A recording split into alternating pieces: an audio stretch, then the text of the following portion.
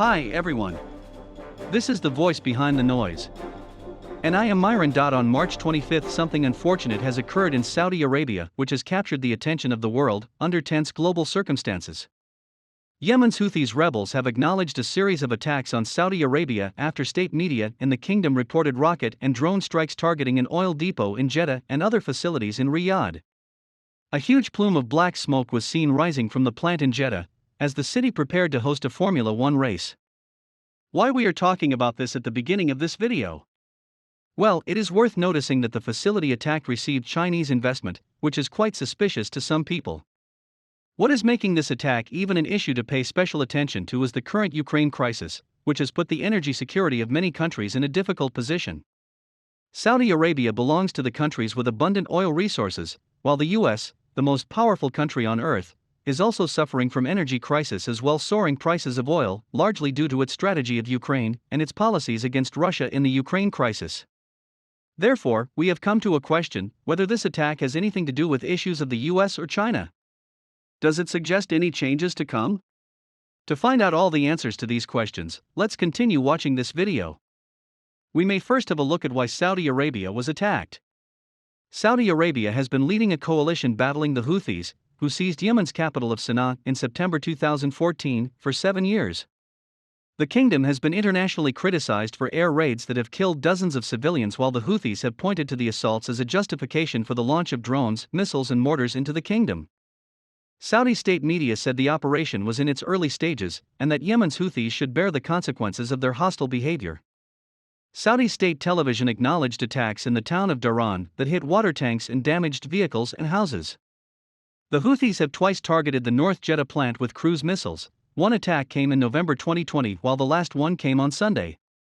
At the time of the 2020 attack, the tank, which has a capacity of 500,000 barrels, held diesel fuel, according to a recent report by a UN panel of experts examining Yemen's war. It seems that it is just something normal because the country has suffered from such operation really often. However, things may not be so easy. It is worth noting that since the United States recently launched energy sanctions against Russia, international energy prices have soared, and the supply has once again experienced a crisis, so Biden put his hope on the Middle East countries. But to its surprise, Saudi Arabia directly rejected the United States' request to increase its oil production, which made the United States very helpless. So is it possible that this matter has something to do with the United States?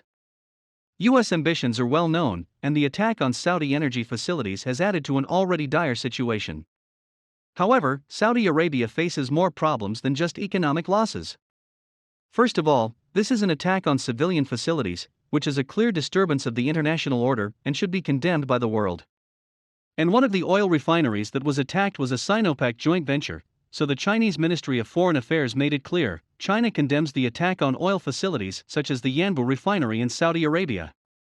China expressed its support for Saudi Arabia's efforts to maintain its own security and stability by targeting oil fields and other civilian facilities, and called on relevant parties to refrain from actions that would escalate tensions in the region. However, we think that such attack hardly makes any sense, and instead of suggests anything, something has already occurred. Saudi Arabia is in active talks with Beijing to price some of its oil sales to China in yuan, people familiar with the matter said, a move that would dent the US dollar's dominance of the global petroleum market and mark another shift by the world's top crude exporter toward Asia. The talks with China over yuan-priced oil contracts have been off and on for 6 years, but have accelerated this year as the Saudis have grown increasingly unhappy with decades-old US security commitments to defend the kingdom. There are several reasons why the Saudi Arabia made this reaction. The Saudis are angry over the US's lack of support for their intervention in the Yemen civil war, and over the Biden administration's attempt to strike a deal with Iran over its nuclear program. China buys more than 25% of the oil that Saudi Arabia exports. If priced in yuan, those sales would boost the standing of China's currency. The Saudis are also considering including yuan-denominated futures contracts, known as the petro-yuan, in the pricing model of company Saudi Arabian Oil, known as Aramco. It would be a profound shift for Saudi Arabia to price even some of its roughly 6.2 million barrels a day of crude exports in anything other than dollars.